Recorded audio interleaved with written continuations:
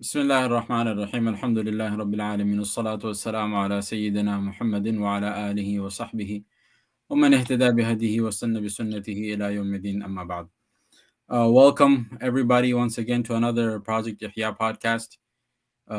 Inshallah, today we're going to just kind of sit and talk about everything that's been happening in the last sort of month. It's been quite an emotional month. So we wanted to just sort of sit down and recollect our thoughts. And also, we have a very important guest with us today. We have Sheikh Abdullah Jabir, who's the director of CAIR in Florida. And he's also a colleague of mine from student days when we were both studying overseas. So, Alhamdulillah, it's great to see him again. It's a pleasure to have him on here with us. He's doing, mashallah, great work in a lot of different ways, especially with CARE Florida, working for, he was here in Atlanta before, working with CARE, and now he's in Florida, mashallah. He's doing a lot of work in the community, that side, taking care of the Muslim community, the needs of the Muslim community, and defending really, standing up for the rights of Muslims, and especially in this last month, as we can imagine, there's been a lot of work that CARE has been doing. So, inshallah, we're going to have him on with us today, and he's going to talk about his experience also as well. And also, Hafiz Fawaz is here with us today. So, inshallah, hopefully, we'll have a interesting discussion. And also, don't forget to like, subscribe, and inshallah, share the video. Jazakumullah khairan. Hafiz Fawaz, do you want to say anything before we jump right into No, I'm just super ecstatic to have a chance to talk with Maulana after a very, very long time. It's been tough catching this man after he's moved to Florida, but we're super glad, and it's very important and very interesting to have the perspective that Maulana has. Maulana Abdullah has had the capability of not only helping lead communities from an Islamic stance, but the legal front that he is exposed to in his position with CARE is absolutely it's irreplaceable, especially in these trying times where it's so the society is so volatile. You can lose your job, lose your credibility, you can lose so many things in an instant because of the volatile situation that quite frankly the whole entire globe is in due to what's going on recently. So really looking forward to hearing what Maulana has to say and getting advice from him on how we can navigate our lives in this Western society. So, alhamdulillah, I think one thing, I guess, would just be something that's curious to us, especially being in the position that you are. What does your day-to-day look like, especially now? I mean, you're incredibly busy, right? Obviously. You're probably getting a lot of calls and a lot of things are going on pertaining to what's happening overseas. Now, you're not just worried about what's happening domestically, but with all the baggage that the Muslim community has to, I guess, carry with everything that happens overseas, and it bears heavy on the Muslims here. So, inshallah, if you could just run us through, I guess, your day-to-day work. Yeah, Bismillah ar-Rahman ar-Rahim, alhamdulillah, wa salatu wa salam ala rasulillah wa ala alihi wa sahbihi wa man wala. First of all, I'm very much thankful to Project Ihya, my beloved brother Sheikh Asad, and my beloved Hafiz Fuad, as well as my brother Mus'ab, for having me. Thank you for the gracious invitation. May Allah first and foremost accept our conversation and make this a means of progress and blessing for us and those who are listening, and for the Ummah at large, who we all needed at this moment. I mean, Rabbil Alameen. So I think let's try to put things in perspective with numbers. That way, we kind of understand what CAIR is doing. And for those who may not know CAIR, that's the Council on American Islamic Relations, our nation's most well-known and the largest Muslim civil rights and advocacy organization that's been serving Muslims across the United States for more than 25 years. Here in Florida, we've been serving for 23 years by the grace of Allah. And I've been with the CAIR Florida team for about 2.5 years. Now, just to put things in perspective, Florida has one of the largest Muslim populations. It correlates with the general population of the state, meaning you have California with the most, and Texas, and then Florida. And the Muslim population is pretty much the same, although I would argue that maybe Florida has more than Texas when it comes to Muslim presence. So we estimate more than 500,000 Muslims in Florida. My personal estimation is we're short of 1 million, just because of the travel and the interaction that I have with communities and throughout the state almost every single day. Having said that, that kind of gives you the size of the Muslim community that CAIR Florida is dealing with. But beyond that, we look at where Florida stands politically and socially in the entire nation. So you have the Florida man that's known for a very good reason, because Florida is unique in many different ways. Yet it's always sunshine. Weather is usually warm or warmer. It's hot or hotter. Those are the only 3 or 4 choices that you have. But it also makes Florida very unique that Florida is a trifecta state. Now, obviously, tonight I'm speaking as Abdullah, just an individual. With the different hats that I do wear, I'm not speaking on behalf of any organization or entity, or nor am I giving any legal advice. But just to give more perspective, I'll be sharing with my brothers the experiences. So when you put where Florida is in the nation, Florida is very unique. The fact that we have a trifecta, that means the governor, the state senate, and the state house, they're all Republican at this point. And so it's a very red state.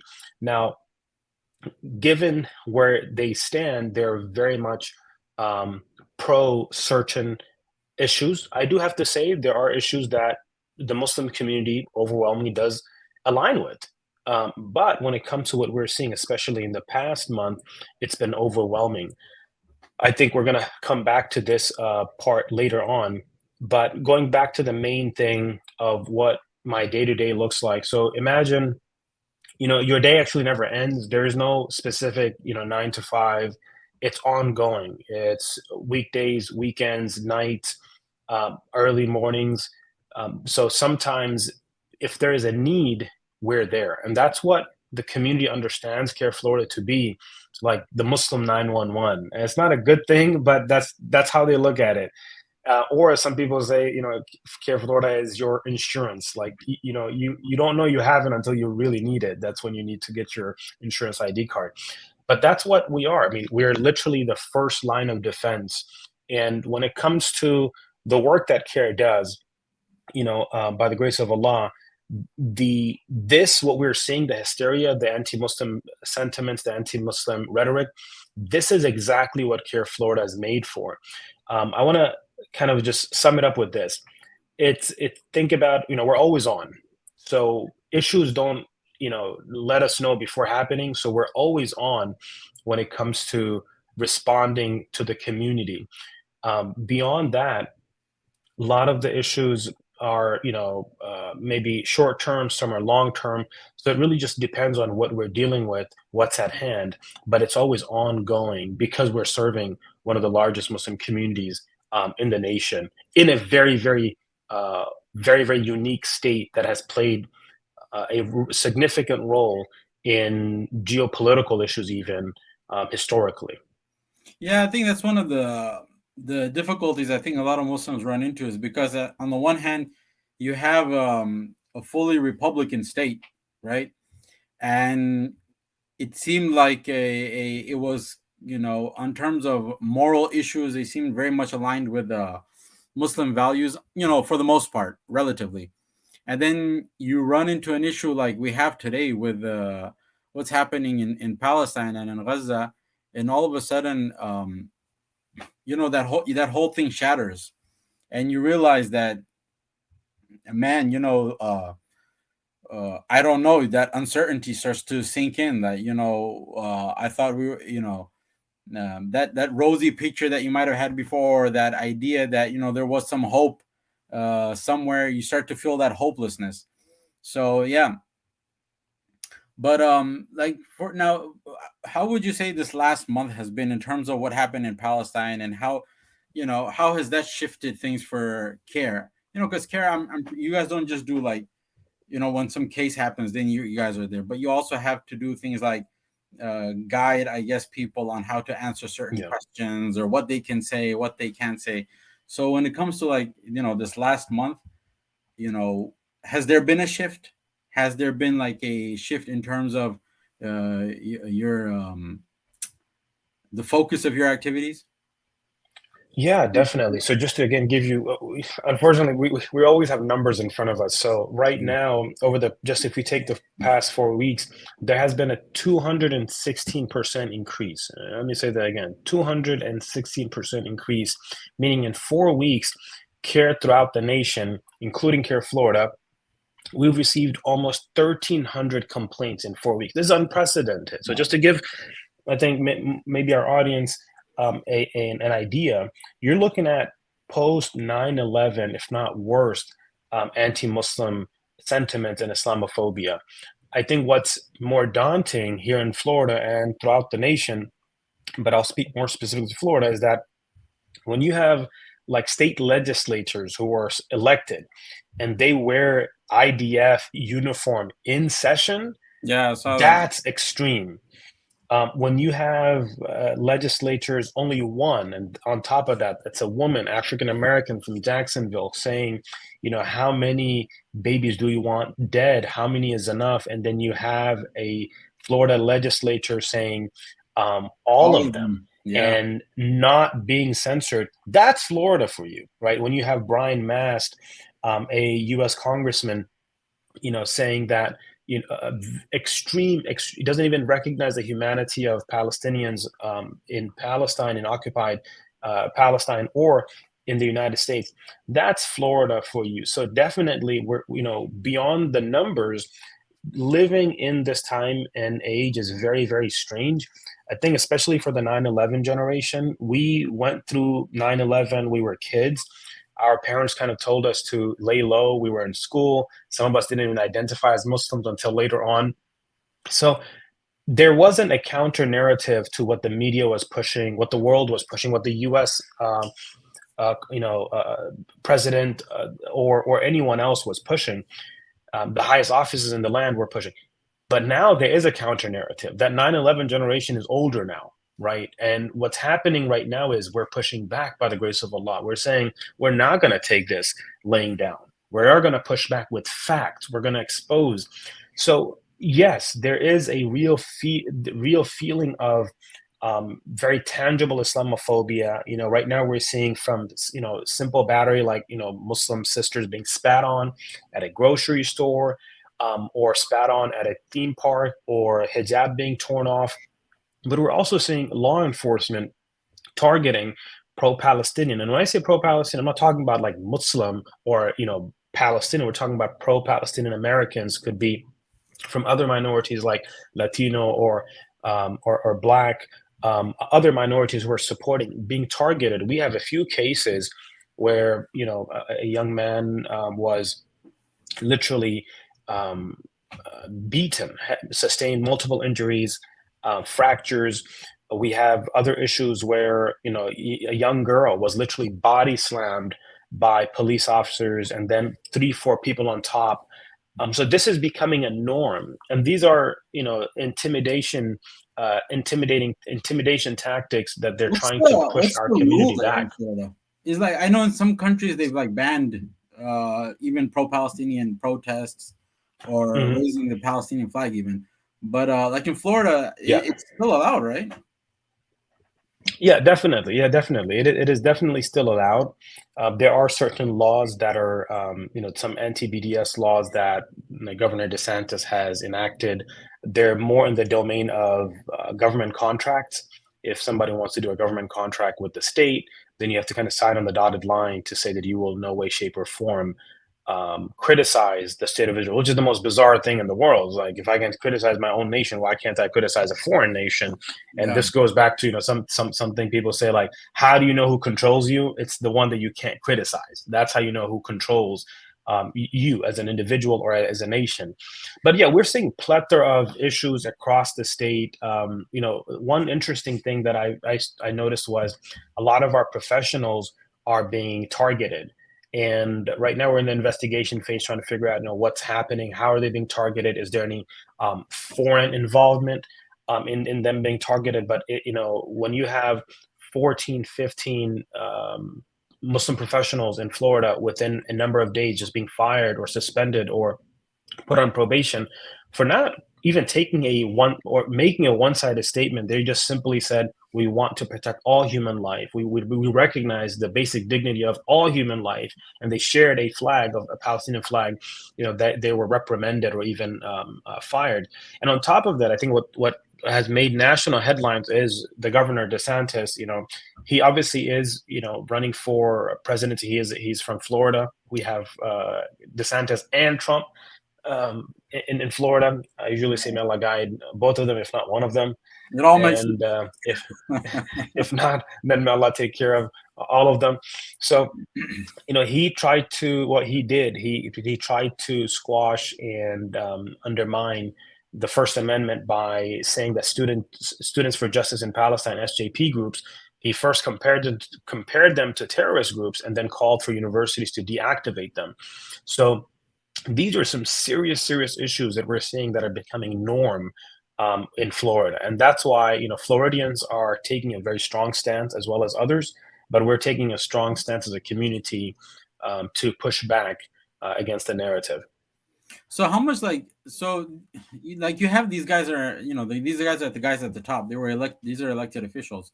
What percentage of Floridians actually support this? Or I guess you can say what percentage of Floridians are kind of raising their eyebrows or questioning what's actually happening.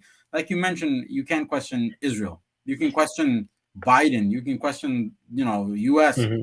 But you can't raise any objection to the state of Israel. So how many in Florida? What's the sense? Do you have a sense of the number of people that are? Is there a growing number of people that are asking okay, something fishy is going on here? Yeah.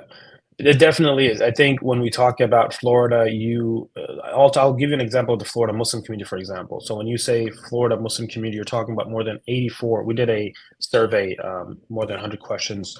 CAIR Florida did a survey statewide. And one thing that we learned was 84 countries, Muslims come from 84 different countries, at least in Florida. So when we talk about the international community, which is very much represented in Florida, as well as the non-Muslim community, when you're looking at the polls of how many people or Americans, what do Americans want? Overwhelming majority do not want a war. Overwhelming majority want a ceasefire. Overwhelming majority recognize that this is disproportionate, that this is a genocide. And although the media is having a hard time, I think what's very important and what we commend is the fact that the largest block of voters caught on to the lie of Israel. And this is phenomenal because this is exactly what they have been trying to hide. But because young voters, I'm just going to say young voters, I'm not going to put a specific age limit, but young voters are on social media. They're seeing every lie being debunked. They're seeing every facade and veil being removed. So what we're seeing across the nation here in Florida is that young people, whether it's on college campuses, whether it's on school, whether it's boycotting a well-known cafe or chain, we're seeing young people who are the largest number of voters, block voters, they have caught on to the lie. The lie is exposed. They're no longer, bewildered by, some phrase, or they're no longer bewildered by some sound bites. They're seeing and calling Israel for what it is. It is an apartheid state. It is an illegal occupation.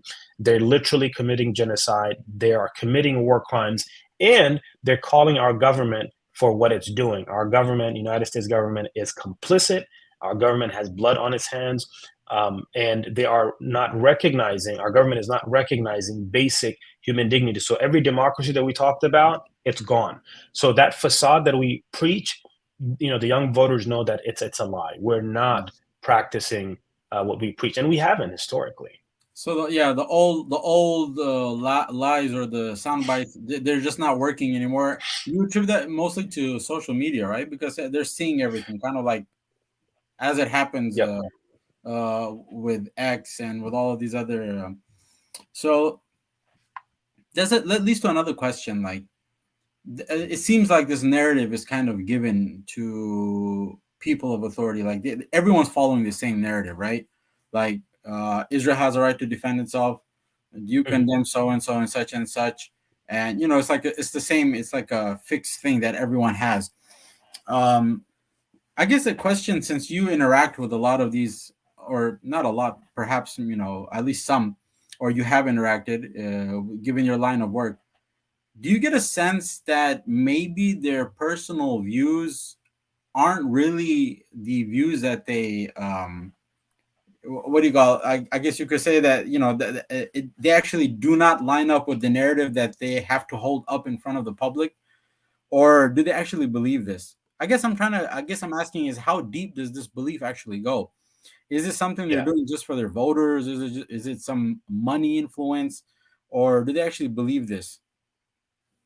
Yeah, that's a very interesting question because we're seeing this across the nation. Typically, what we see is that politicians do pretty darn good job of representing a voice when it's the overwhelming or majority voice. And right now, that's really strange. That's not happening. On both sides of the aisle, polls are showing that American voters are saying, "Stop! Like we do not want any part of this."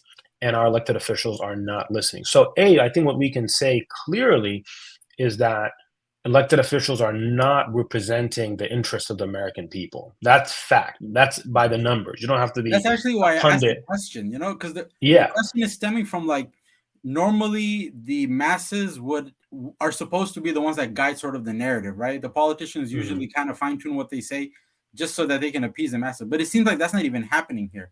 So like it Yep. seems like they have like Yep. a deeper, is it really that, is it really something deeper, or you know, Yeah, uh, and so this is exactly what you're pointing to. This is exactly what I meant by that the lie is exposed, right? That this was not open. I mean, people maybe like you and me, we were like, oh, there's something in the background. But now to the American public, like every Jane Doe or Khalid Doe or Abdullah Doe, whoever, everybody's like, there's something wrong with this picture. Like, majority of us don't want this. You have the national international community, children, young people, they're mobilizing throughout the entire nation. But for some reason, major media is not picking it up. For some reason, our elected officials are not listening. And that is the lie that has been exposed, that the elected officials, they are not representing the voice of their constituents. And in my personal conversations with elected officials at a municipal level, when I'm having conversation with them to, hey, make sure that your community is safe, school districts, hey, make sure that all of your students are safe. I want my brothers and sisters from the Jewish community to be safe, and Christian community. And then I commend the Muslim community and the pro-Palestinian who are going out there. We're not calling for the safety of one people. Our faith dictates that we must call for the safety of all people. So that's what we're doing. It's not a one-sided. We want peace and security for all. But even in these conversations, when I'm starting off and I'm saying, hey, so and so, again, municipal, state, or federal level, I'm saying, hey, look, I'm here to talk to you and share with you that I want to protect all American citizens. We start off and we go point by point, but keep in mind when you talk about their talking points, they're given their talking points. They're given a parameter of what they can say, what they cannot say, what will happen if they say, the repercussions of what will happen. And so they have to stay. And even let's just say we see sometimes some are refusing to say it. Well, then they're given a timeline that you better say this within this time frame. So, I mean, they're not speaking even what they humanly, as a with some conscience, if there is any, or the moral compass, if there is one, what they think. They're scripted, and that's why in many conversations when I'm speaking with individuals, with other leaders, you just, if it's in person or it's online, you could see they're just reading a script, because every single person, regardless of which side of the aisle, they say the same exact thing. Most common thing, they throw out, they're using as human shields. And there's simple ways to counter these conversations. But at the end of the day, what I've seen is, regardless of what I bring to the table, they're not willing to even admit anything beyond October 7th, because as soon as they go and admit or even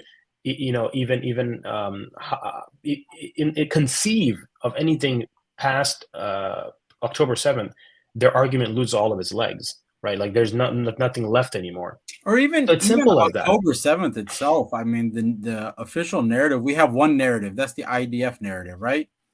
Yeah. I mean, there's no independent investigation that's been done there. There's a lot of conflicting information from there. Even everyone is just taking it on face value that what they're telling us is true. I feel like Muslims should even question, like, okay, what actually happened? Like, we don't have a problem condemning the loss of innocent life. Of course, that's there. But what actually happened, you know? And does it, obviously, it does not justify what they're doing right now, right? This is obviously completely, you know, beyond the pale. But it is. Mm-hmm. Yeah. Yeah. So, well, I mean, like, I guess my question was, I lost my train of thought. We might have to cut this part out. No, I think what I was trying to say is so, like, recapping on also what Brother Abdullah said was, like, what we're seeing is the visibility of the clear hypocrisy that's going on in our political environment, and how, you know, for example, just like when it comes to spending, you know, you have one political party accusing the other one of spending so much money out of nowhere for nothing, but then all of a sudden Israel is in this situation and billions of dollars are being sent over there, and this great, like, compromising on a party's own ideals based on the situation that's occurring, or whatever they claim that they are on. And then on top of that, you have these situations where you have the vast majority of people saying one thing and the parties are saying another.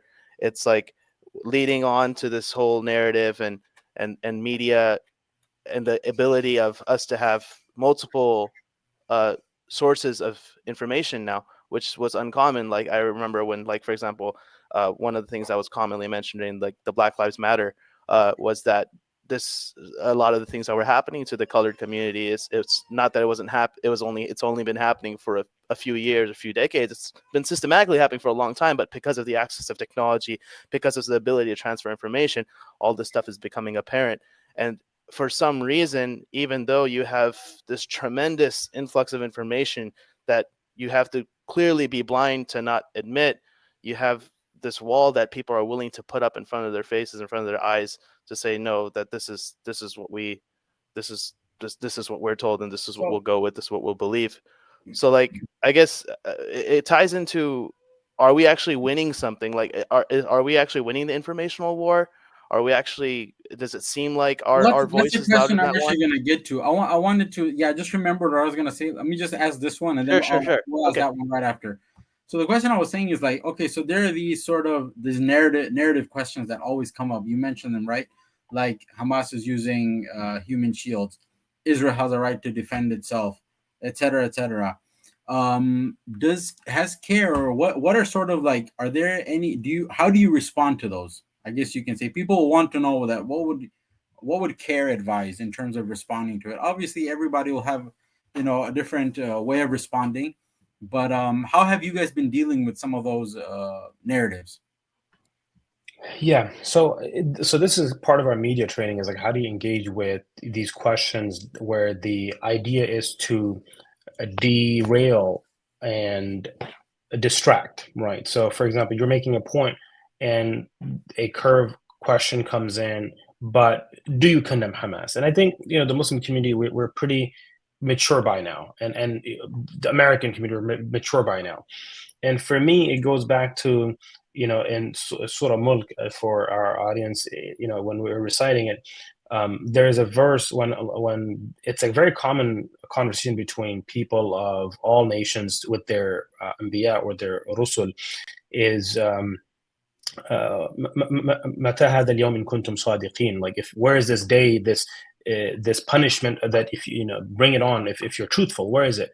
And the response is قل إنما العلم عند الله وإنما أنا نذير مبين.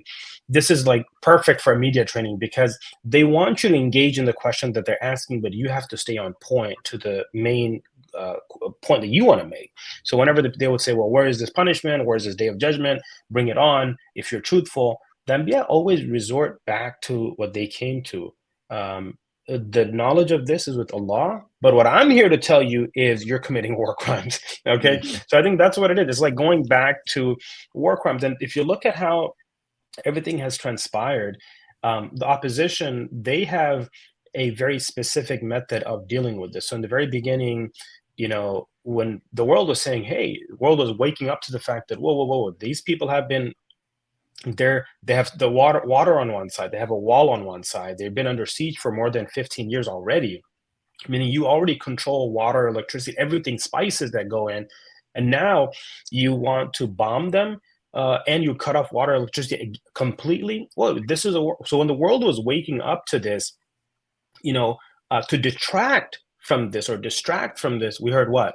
40 decapitated babies, which is unfound, and even Haaretz and others Israeli news agencies are saying that it's false. Although our president Biden, he mentioned it. So yeah, I think when the now world was waking like up to one this, baby, and even that's not a beheaded baby. It was a baby that they found had been killed and whatever. So this is the soundbite war. This is that information war. So the whole point is when people are waking up to this, hey, there's 2 million people, majority of them are under 18. So this is a war on children. Now, how do you detract from this? You just say 40 decapitated babies. So now they control the narrative, right? Because it's just heinous and egregious. It's much more emotional. And then down the line, you say, well, this is the worst attack on the Jewish people since the Holocaust. Although everything that you are doing is replicating the Holocaust against another people, this is genocide. So now when you say this is our worst attack since the Holocaust, remember, as Americans, we were taught about how evil and horrific the Holocaust was, and it was. But now you have the sympathy, right? So you detract it, you have sympathy, and then the third soundbite is, this is our 9/11. So to the American public, 9/11 means, okay, let's get them. Either you were with us or against us. So like these sound bites of previous presidents. So now, okay, this gives a green light to go into Iraq and God knows do what to these people, completely destroy. You can go into Afghanistan and completely uproot and destroy people. So you see this very simple strategy that people use, the Israeli occupation uses to commit a genocide. So when it comes to are we winning the information war, I think if we look at the fact that the international community is recognizing this, and majority of the world is waking up and saying, these guys are really evil. This is really evil. Oh yeah, I think it's not the Muslim, it's humanity that's winning by the grace of Allah here. And I think that's why we have to continue to struggle, to continue to, in whatever capacity we can, to continue to speak truth to power. Yeah, we just have to kind of rely on people's humanity. I mean, I was reading the news earlier today, and it was mentioning that I think like 39 premature babies in Shifa Hospital in Gaza. Yeah. They literally died because they didn't have oxygen, like the electricity ran out. And I'm surprised, like I didn't see it on the like the mainstream news hadn't yet reported it when I read it, it was just on, Well, it's a shame that, like, you hear these things and all of a sudden they're like, well, do you believe the Hamas narrative? You're going to take their words for it? It's like all of a sudden anything from that side, all of a sudden a front's put up, like, yeah, but this is like, there's no doubt about this. Like the 40 beheaded babies was kind of like everybody, it just seemed a little strange, if Right. anything, like 40 babies and then they're all beheaded, and it was just, but this is like, yeah, it makes sense. They were, Shifa Hospital, there's been a blockade, no fuel is getting there. And then they actually had the doctors there actually showed photos of the babies, because they had to take them out of the incubators because there's no more electricity, and they had to cover them in blankets in order to maintain a certain temperature. But they said, like, it's critical. These babies, two of them died first, and I think all the rest of them have pretty much died by now. Yeah, so it's and that's 39, almost 40 basically. So, and there's not the same hue, that hue and cry. So, like, we are relying on the humanity of people, and hopefully this will people will start waking up and seeing the truth. So I guess that can take us to another question, which is basically in terms of like strategy. So, like, what is the most effective strategies? And we've asked this several people, but what would you see as an effective strategy for, changing the sort of narrative on Palestine, and I guess having some influence or some sort of solution in terms of Yeah. influencing the solution for that issue? So I think strategy, it's very important. I think that's what we're lacking. Like you said, if you look at generally the Muslim community, we're talking about a protest this week. Alhamdulillah, that's good. But the opposition is talking about 70 years ahead, right? What we're witnessing today is a project when the Ottoman Khilafah existed. Like that gives you a perspective, of how old this is. So this is actually playing out.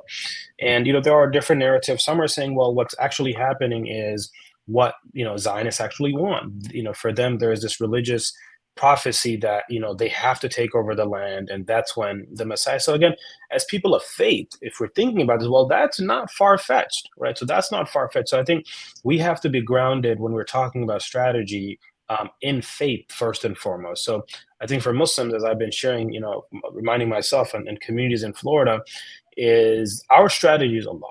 It starts with Allah. It begins with Allah. It ends with Allah. If we miss Allah in between, there's no strategy. Like that's something the Muslim has to admit. There's no ifs or buts about that. If we are doing something, but our faith is waning, then I have to check that. Our success is with Allah subhanahu wa ta'ala, it's with the Quran, it's with following in the sunnah of Rasulullah. There's no doubt about that. And if we can't agree on that, you can go strategize all you want. Mhm. Now, that doesn't mean we can't tie our camel. We have to tie our camel. I think so. That's what we are talking about. Well, when you talk about asbab, the faith on musabbibul asbab, or the creator of the means, has to be there always. That's the I guess that's what common unites all the denominator. Muslims anyway, right? Otherwise, we're Yes, just it unites. Yes. a bunch of different Yep. communities that can't unite on anything. Well, if we have one thing that we can all unite on, and that's like I had the line, our belief in Allah. Yep. That's what should be the uniting factor. Yep, That's exactly. beautiful. And then the second part is now, well, how do you tie your camel? And I think there again, that's where we need to think about it. Like there's a saying of Umar radiallahu ta'ala, and he said, when you plan umur dunya, then plan it كأنك تعيش إلى الأبد, right? As if you're going to live forever. Meaning, when it comes to matters of this dunya, be meticulous. Plan as if you are going to live forever. But when it comes to umur al-akhirah, hereafter, then plan as if you're going to die today. Right, that's how it should be, and I think we don't take that into consideration. We're always very short-sighted. Our masajid, our institutions, we're always talking about what's going to happen this week. Opposition is talking about 70, 80, a century ahead. So when it comes to this, I think first and foremost, what I would recommend for our community is to understand history. You cannot identify, and once this phase leaves, and hopefully we ask Allah for the best out of this. But once we're no longer engaged in this, and we, let's just say, become desensitized, we're just going to go back, and until something else happens, and maybe we'll come back with less fervor than we had this time. Why? Because we're not attached to Qibla al-Ula. We're not attached to Subhanallah asra bi'abdihi layla min al-masjid al-aqsa ila al-masjid so min al-masjid al-haram ila al-masjid al-aqsa. We're not attached to it anymore. And I think when I'm looking at Islamic schools, when I'm looking at masajid, we're not teaching our children our history. Like I remember when we studied in South Africa, if somebody made fun of something about America, we felt it because we identified as American, and we are Americans. But that's the history that we know. So that's how you identify yourself, based on the history that you know. Our children don't know Islamic history. They don't know the history of Al-Aqsa. They know that it's Isra al-Mi'raj, the Prophet went there. But how many of our children will actually shed a tear? How many of us? So we don't have that connection. So I think it has to be multi-strategy. One is on the home front. Our community has to know why Kashmir matters, why Uyghurs matter, what is the historical significance of Muslims in Europe, etc. All of these things are extremely important for us to understand. Second, we have to be pragmatic when it comes to engaging. Our deen cannot be in a silo. The Prophet ﷺ was a statesman. The Sahaba, they were statesmen. We have to learn how to engage in the political process. We have to learn how to engage in the civic engagement process. We have to learn to engage in all different aspects of life. Why? Because right now, first and foremost, some of us thought, well, we could elect this person, we can pocket some money, well, that person is not speaking on your behalf anymore. So we understand, well, this is a failure.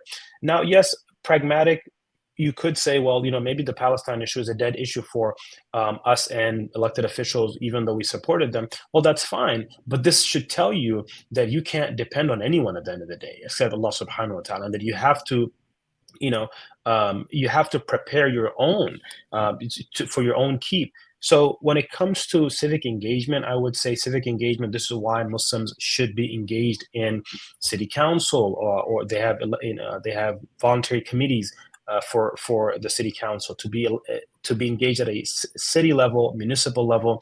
We should vie for elected office. We should be engaged in voting and getting out the vote, especially at a local level. Even right now, there's a conversation about should we engage and vote for Joe Biden or who else? I'm like, look, go vote. If you want, skip the presidential ballot, but vote down, right? Because that's where it matters the most.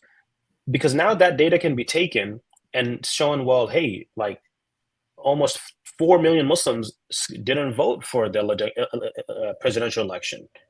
Now that's a strong number because those numbers can swing states, right? So we still have to be smart enough and not do something just that it shoots us. We shoot ourselves in the foot.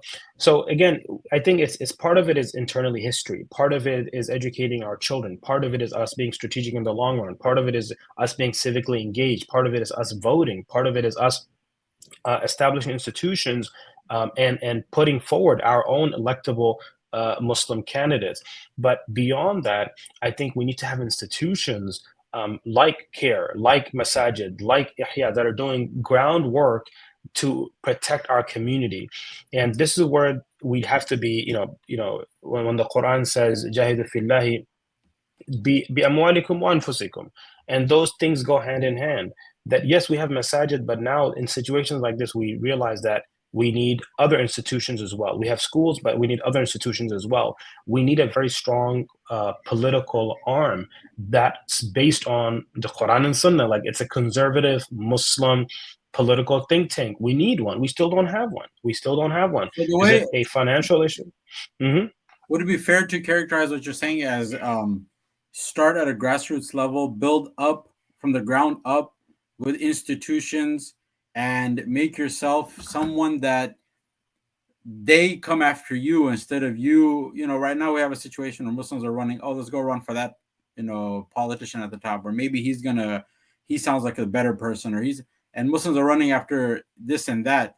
But if you strengthen yourselves at the core, they will actually be coming for you, and they will want your, because they'll know the power that you wield in terms of institutions, in terms of how you've established yourselves. And that kind of leads into another question: that should Muslims be focusing on sort of, do I vote for this politician or that politician, or should they be looking more towards, and that was one of the questions that we had, is this something like more like lobbying, more like, you mentioned institutions, right? Civic institutions, public institutions, and lobbying, and showing that we are a force that should be appreciated, right? So how would you which one of those, like, do you think is, because we've seen the other strategy where Muslims were saying, everybody vote for Republicans, then that turned out to be a failure, then we voted Democrats. For minorities, historically in America, for minorities to become a wholesale constituent of any party has been detrimental. So unilateral support of any party, like Jim Crow was condoned by Democrats. Okay, so there was a time where the Democrats thought it was okay to lynch a black man for just being black. So I think for us to not heed, it's foolish. So one interesting that we did here in CAIR. Well, interestingly, both parties right now believe that about the Palestinians. Like they're like, yeah, go about ahead. Palestinians. Exactly. And that should give us a glimpse of what they think about Muslims in some ways here in the country, right? If something was to turn, and even though we have votes and we have other influence, that you would see legislation as we're seeing right now. And I was saying this in the beginning, that what's daunting is we're seeing legislation, resolution coming from the highest offices to the state offices to municipal offices and elected officials. They're unilaterally passing language resolutions, legislation that are targeting the Muslim community, that is literally causation, not correlation, causation of the 200% rise in anti-Muslim and anti-Arab Islamophobia sentiments that we're seeing across the nation. Now, going back to what is it?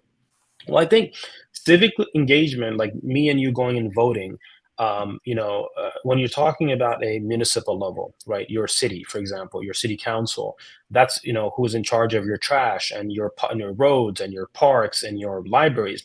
Those are important to engage in. This is not a question of lesser of two evils. And remember, that's where your vote matters the most, right? Because the electorate college does not play a role in this. This is where your vote really, really matters. And then even at a state level, right? You're talking about your state rep, your state senator. Those are very important. To the extent, yes, even your federal positions like your U.S. congressman, U.S. Senate, all of those are important. Yes. Now, when you go to federal, that's where you can say, well, Muslims, we hear them say, lesser of two evils, even if that may be, it's not mutually exclusive. Like if we want a think tank, that doesn't mean we shouldn't engage on this front, right? We have to do whatever we can on a ground level at the same time. Think about how we can build institutions that can. So, for example, when you look at other communities, they're not on one side. They're actually, voting on both sides. And when it comes to lobbying, they're lobbying both sides. They're not lobbying one side, and that's where I think we get short-sighted. Oh, we see someone is helping us with this legislation, and we just go wholesale. We have to support this and this party. One party politics has failed America.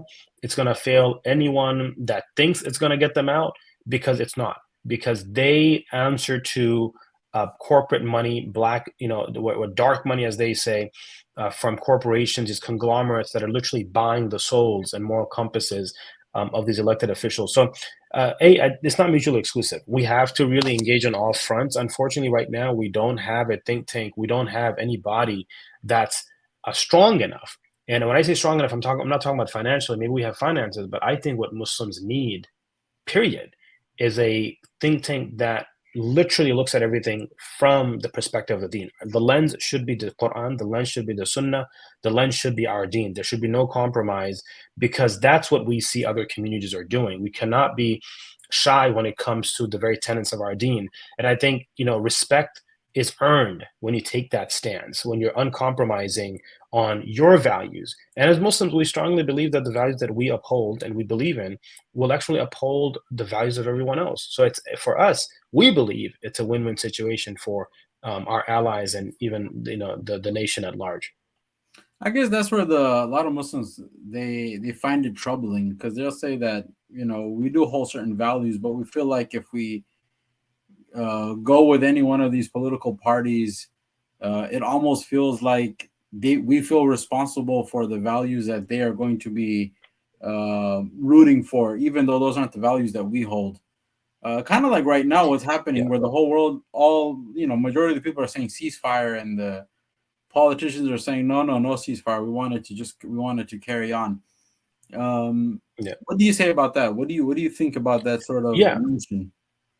So I think, again, going back to that, maybe not having a nuanced understanding of how political process works. Political process is not based on theology or aqidah, right?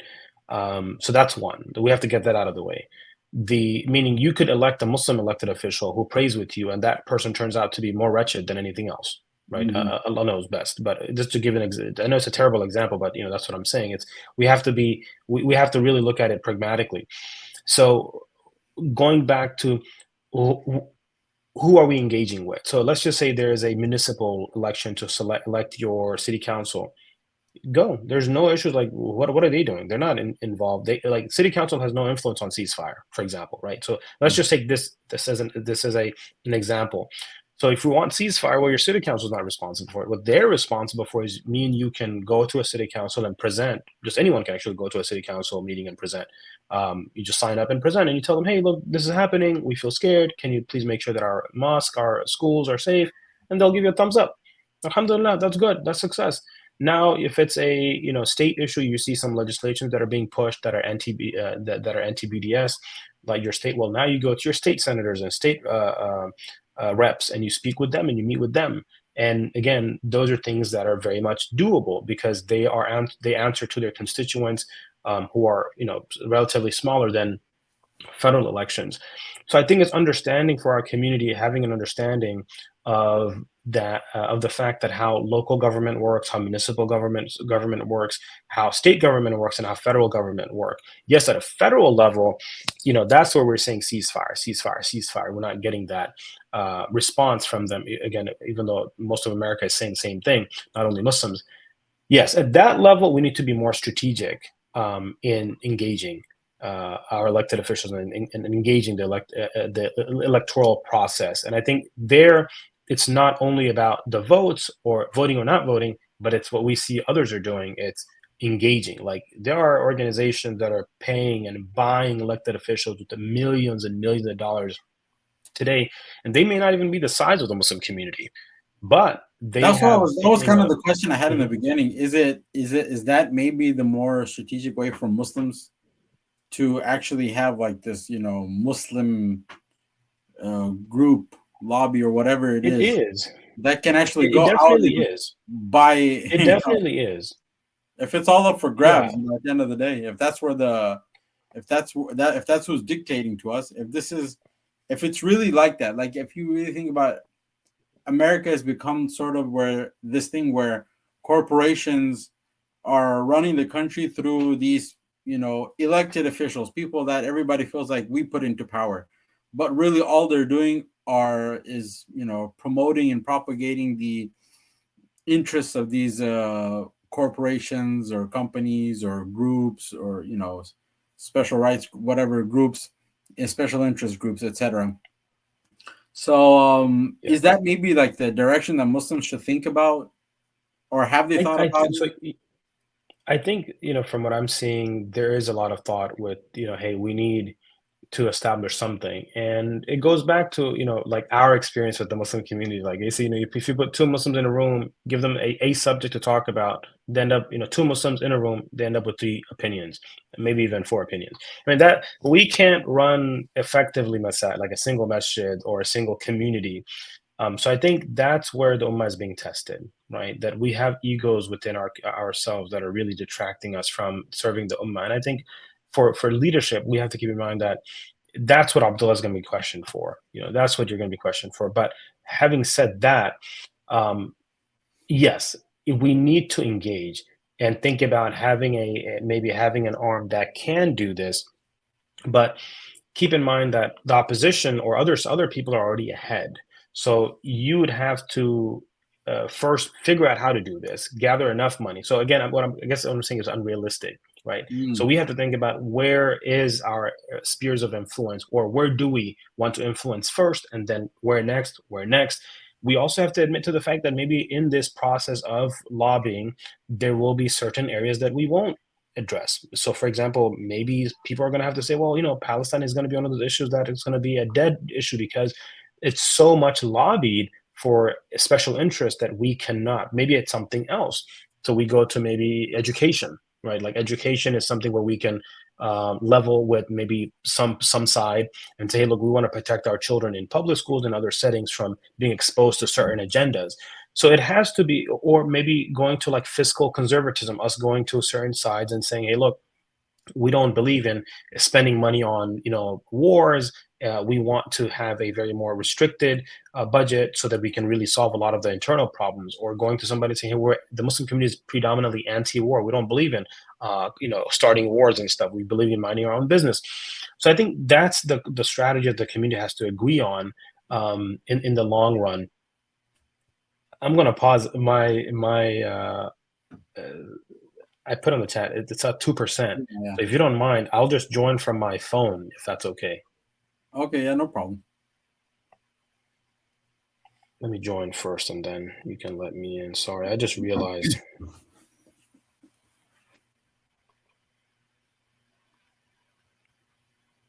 That since I'm doing, I don't know are we going the right direction? This is good. Yeah. Just two more questions, inshallah, and then we can wrap it up.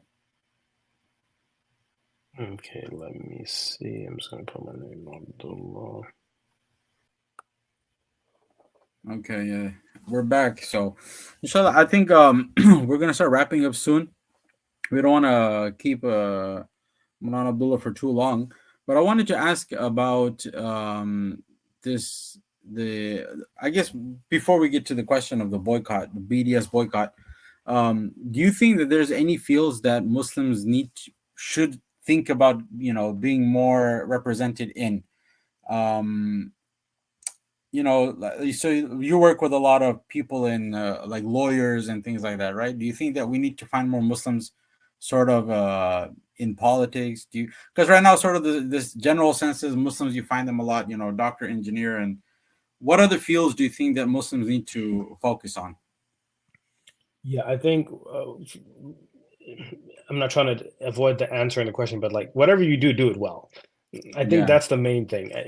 Like don't be mediocre. The Muslim should aspire for ihsan and everything. And I say that because there are other communities that don't have as many people, individuals, but they're influential because what they do, they focus on really doing it well. Climbing the ladder. We see that when you're looking at Google, when you're looking at Apple, you're looking at all of these, and the Fortune 500. You see people are climbing these ladders. But obviously, for the Muslim, our success is with Allah subhanahu wa ta'ala. But having said that, again, going back to tying our camel, whatever we do, we should do well. Yes, I would say, we have filled our quota when it comes to like medical professionals, and we've filled our quota when it comes to like engineers, alhamdulillah. But we should, again, continue if we're going to do and be phenomenal. But I believe we do need more people in the legal field, and we do need more people in the political field, especially at local levels. Like we need Muslim city council members. We need more Muslim elected officials in state house and state senate, as well as beyond in federal level. Those are extremely, extremely important to represent. But I believe we need strong Muslims. Yes, alhamdulillah, it's good to have everyone, but we need strong Muslims who are unwavering in the very basics of our faith, in upholding, So not liberty just and in the justice for field, but everyone. this should also be geared towards doing, having Islam as their objective. Because I know a lot of Yes. people, they get into fields, but then it's really all about just the money or their own sort of their own Yeah. personal objectives, and their objective isn't really Islam. So I think that's something that um, we need to develop in our community, a sense of like, you are a Muslim first, no matter what you are, and that should be an objective. That should be your goal. That should be Yeah. what you are working for and towards also. Yeah. So I wonder, Fuad, if you want to ask about the boycott BDS, like, is it effective? What do you say about the BDS boycott? I know a lot of us, we have been sort of talking about it. So want to get your idea on the you know boycott, divestment, and sanctions movement. Yeah, What are your it, thoughts about that? it's especially for like you know a lot of us who haven't been able to, for example, uh, attend protest or do anything in a that's very vocal. Sometimes like we can muster up the courage to do something small, which may be not supporting a business, things of that nature. But also like sometimes we have this feeling that comes up like, can I do something to, for example, represent at school, represent or voice an opinion at school, or at least show some kind of support towards one side or the other at work. So what are things like, obviously the topic of BS is a very important one, but also at like a personal level, because of the sensitive nature of being a Muslim in this environment, similar to post 9/11, how can we avoid entrapment? How can we avoid like us being Yeah. fired haphazardly for just wearing, for example, like a Palestinian flag on our shirt or something? So what's your opinion regarding these kind of things? Yeah, so no, definitely. I was gonna first address Shaqas's point previously. Is a lot of Muslims, what we may forget is, even though we may not realize that I may not be proud of my Islamic Muslim faith and identity. Keep in mind, to a great extent, in the great, in the greater scheme of things, um, the people that we interact with still look at you as a Muslim. So it's Yeah. like, regardless of who I'm trying to impress, I mean, people still look at us as Muslims. Like we're not gonna escape that. So they know our sometimes, names I are joke and I Muhammad say, and your Abdullah. best bet is just be a Muslim. Okay, like just be a Right. Muslim. Just Absolutely. just rep who you are, and wallahi, we will get much further with Allah Subhanahu wa Taala than any mere creation. But having said that, going to anti-BDS. Like, who are you trying to fool? Anti-BDS, anti-BDS, it's effective. I think, earlier we were talking about like why is it. Anti or pro? Sorry, I'm talking about the legislations that they're pushing for anti-BDS. Oh, okay. They have been successful mainly because they know the effect of BDS, right? Like they know the effects of BDS. So when we look at criticism, it's mainly given allegiance to a foreign nation, right? That's literally the most unconstitutional thing to do. But again, when you have specific spheres of influence, you can have legislation that are unconstitutional, and because that's how it works, unfortunately, in America. So now going back to, what can we do when it comes to BDS? Well, first, let's just say it is constitutional. It's what makes America America. Historically, boycott, divestment, and sanctions, they were used by civil rights movement, by the Black community during the civil rights era, and they have been very successful, and other minorities as well. So knowing the effectiveness of it, that's why the pro-Israeli lobby has spent millions and millions and continues to do so to push back against BDS. So that's one. Alhamdulillah, I proudly say, by the grace of Allah, that CAIR throughout the nation has defeated anti-BDS bills in court in multiple states. I think like 12 or 13 different states, including Georgia, by the grace of Allah. So that's there. Now, when it comes to how do you do this? I think in personal capacity, obviously you can do it. I mean, I can boycott anyone that is linked with Israel, is supporting Israel. So that's something we can do, and usually there's no specific repercussion. Actually, that's commended. We're seeing it's taking effect on multiple levels. What I would say on a tangent is what we should be talking about is like a gradual progress of BDS. Like when you say, hey, here are the 99,000 logos of every company that supports Israel. It's overwhelming. But if we say here's one, like when it comes to your groceries, and here's one when it comes to your pleasantry coffees, now that's very simple. So you do 2 this month and you gradually increase. I think that's a more strategic approach. It doesn't overwhelm. You can actually see and calculate who is signing on. I think those are more measurable, right? And I think that's what we should be And I doing. think there's think tanks and groups that have actually strategized an effective way of doing it. I think like they've narrowed down the companies or corporations that you need exactly. And we need to, like, I would say, like, what we need to do is we need to water it down for the common public and give them, because people want to know how to do things. Like they don't want to know the complexities of so yes, like figure out which is the one to go after. Like we boycott this airline, we boycott this. That's how we can make a difference. Now I want to touch on one thing before I forget, is as an employer, as an employee. So keep in mind, and this is not legal advice, just general points, or awareness, I should say, is if you are a government employee, you have more room for political speech. But if you work for a private company, which 99% of the people do, political speech is not protected. And this is considered political speech. So political speech in private settings are not protected. And especially in states that are at will, like Georgia, that could be grounds, easy grounds for somebody losing their job, right? So again, we have to use our discretion in doing this. Why? Because it doesn't benefit the community if we lose 100 doctors lose their jobs. That's an economic hit to our community. Or so and so gets. What do you mean by political speech? Like you said, political speech is not protected in a private setting. Yeah. So I'll give you an example. Let's just say me and you own a business in Georgia, right? And some of our employee is so it's a private entity, and somebody talks about pro-Israel or pro-Palestine. We can let go of them just because that's political speech, right? Simple as that. Because we're at will. And also for the fact that that's political speech and it is not protected in private settings. So obviously, I know when I say this, and that's why I'm trying to summarize it as easy as possible, because most people are going to have questions. If you do have questions, you can always reach out to CAIR. You can reach out to an attorney that you know, hopefully in employment, that can guide you through this. But that is extremely important to understand, because that's where I've seen a lot of ignorance within our community.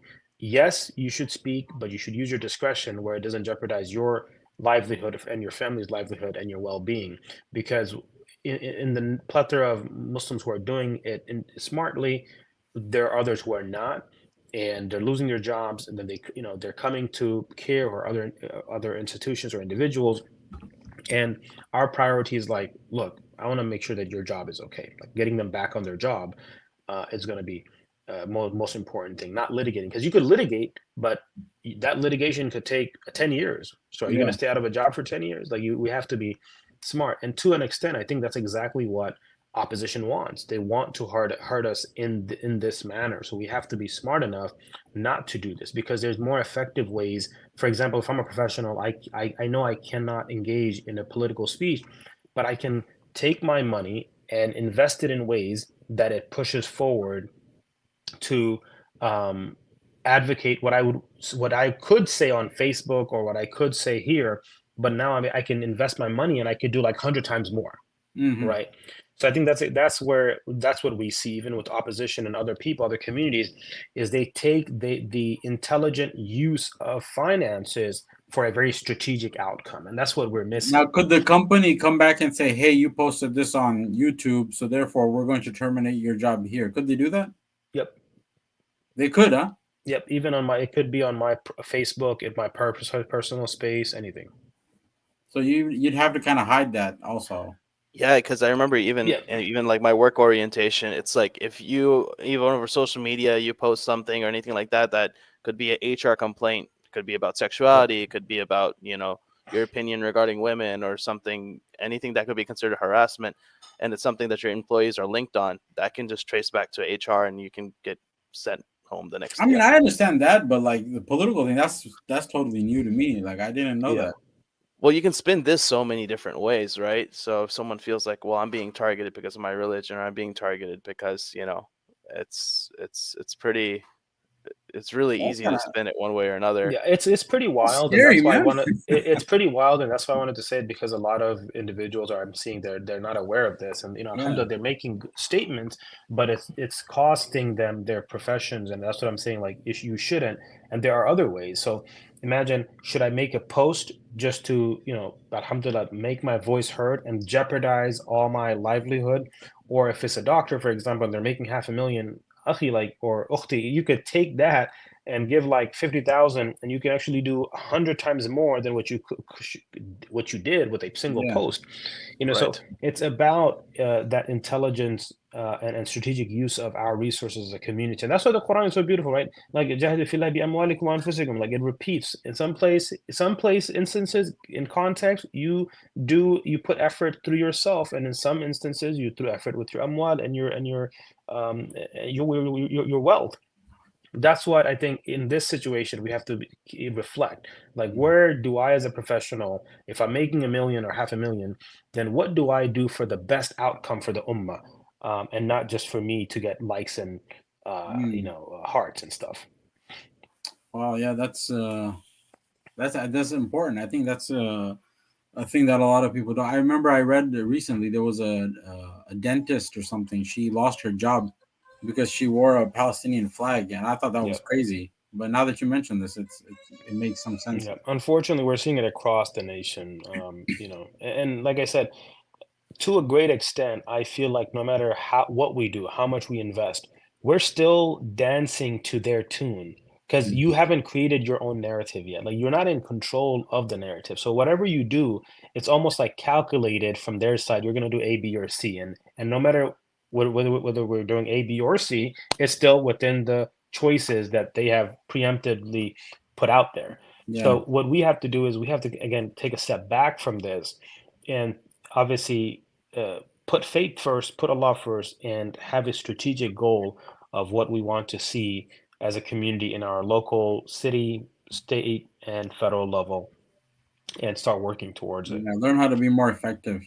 So I guess, yeah, that's important. So is there any other advices you'd like to give before we end the podcast? I think we've gone over an hour now. So if there's anything you'd like to say at the end, inshallah, you can go ahead. Inshallah, we have. Yeah. So, to summarize everything, for the Muslim, our success, it starts with Allah and it ends with Allah subhanahu wa ta'ala. If we ever lose sight of that, that's when we ultimately lose. When it comes to this world, Allah subhanahu wa ta'ala, the Quran is very clear. وَتِلْكَ الْأَيَّامُ نُدَوِّلُهَا بَيْنَ النَّاسِ.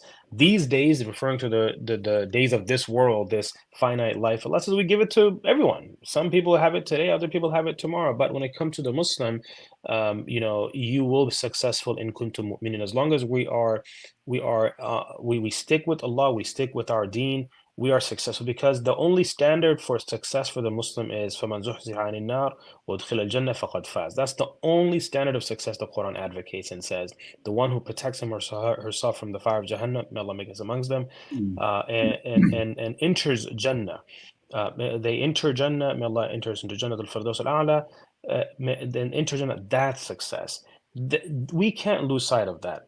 Beyond that, now comes the conversation of tying the camel, using the means. And that's where the Muslim community, we have to be pragmatic. The fact is this: nobody's going to speak on our behalf if we don't. So we have to do it. We can disagree on certain things, but our disagreement should not become disagreement should not become where it says divisions. Disagreement should not become divisions within our community. We have to agree on certain points as communities, as people come from different ethnicities, backgrounds, that this is what we need to do for our future generations, so that we don't have to see what we are seeing right now here at home. This is a glimpse of what can happen when elected officials lose their moral compass. Now, what's happening foreign to the Muslim community and to Americans with conscience, we're saying this is not a foreign issue. This is a domestic issue, because it's affecting us here and our safety and security here. But for the Muslim community more particularly, this shows us that when our elected officials are lobbied and their moral compasses are bought and sold, it puts the Muslim community here in danger. Meaning, we could see legislation tomorrow that comes and criminalizes all of us. Right? We're seeing it right now.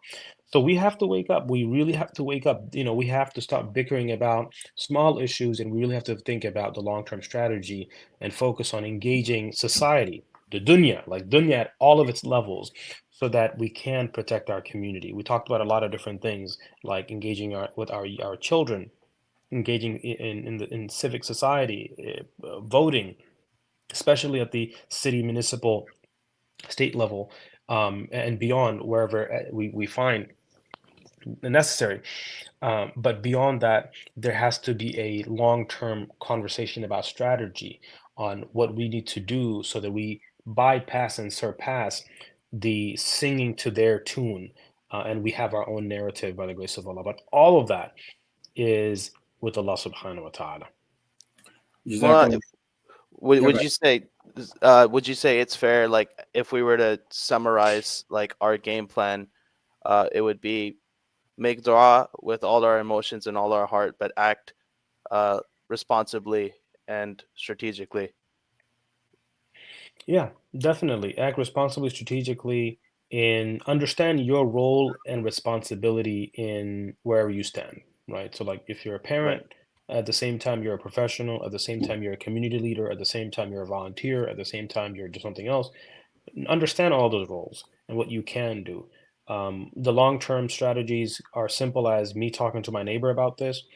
That's more effective than me maybe posting something, because there's millions of Muslims across the United States. If we can all have conversations, break bread with people, those are things that we can do that are effective. Jazakumullah khair for giving us your time. This 1 hour has been eye-opening, and we talked about a lot of important things. And alhamdulillah, we thank everybody, inshallah, who is going to be viewing this. We ask everyone to like, subscribe, inshallah, and leave a comment. Special thanks to our guest, Sheikh Abdullah Jabir, and Hafiz Fuad also, inshallah, if you want to say anything before we close out. No, I'm just super grateful that the information was super helpful, and I think a lot of people who, especially people like in similar situations, like says a lot of us are in workplaces and things like that. There's a lot of very, very helpful information that can help us maximize our efforts and, responsibly act in a way that will be, inshallah, supporting of our brothers and sisters who are suffering. And just as it came to mind when just earlier before we closed out on a light note, that we were talking about how uneducated we are about Aqsa. And I only found out very recently, even after, so much, that like this right here on my right side or left side in the video is Masjid al-Aqsa. This isn't Masjid al-Aqsa. This whole thing is Bayt al-Maqdis, but this is actually Masjid al-Aqsa. I only found out so very recently. So just Actually, that whole thing is Masjid al-Aqsa, right? well, There's the whole two- area is known as Aqsa, Yeah. but like this Qibli Masjid, right? The Yeah. nickname for that is Masjid al-Aqsa, and this is what, like the Dome of the Rock, Yeah. قبة Qubbat- الصخرة. Yeah. right? So that was just a little point that came to my head on a light note that we definitely, it's our first haram, and we definitely should be. And much the more more we know educated. it, the more we teach our kids, I guess, the more they feel something for it. They're attached to it, as the Right. point was made earlier. So I guess Absolutely. we'll close with just making a small dua. May Allah subhanahu wa ta'ala alleviate the suffering of our Muslim brothers and sisters, especially in Palestine and in the whole world. But may Allah subhanahu wa ta'ala accept the shuhada. May Allah subhanahu wa ta'ala give cure to those who are injured. May Allah subhanahu wa ta'ala heal their wounds. May Allah subhanahu wa ta'ala aid them. May Allah subhanahu wa ta'ala protect them. May Allah subhanahu wa ta'ala bring peace to that region. May Allah subhanahu wa ta'ala withhold the hand of the zalim. Ameen. Wassalamu alaikum wa rahmatullahi wa barakatuh. Assalamu alaikum.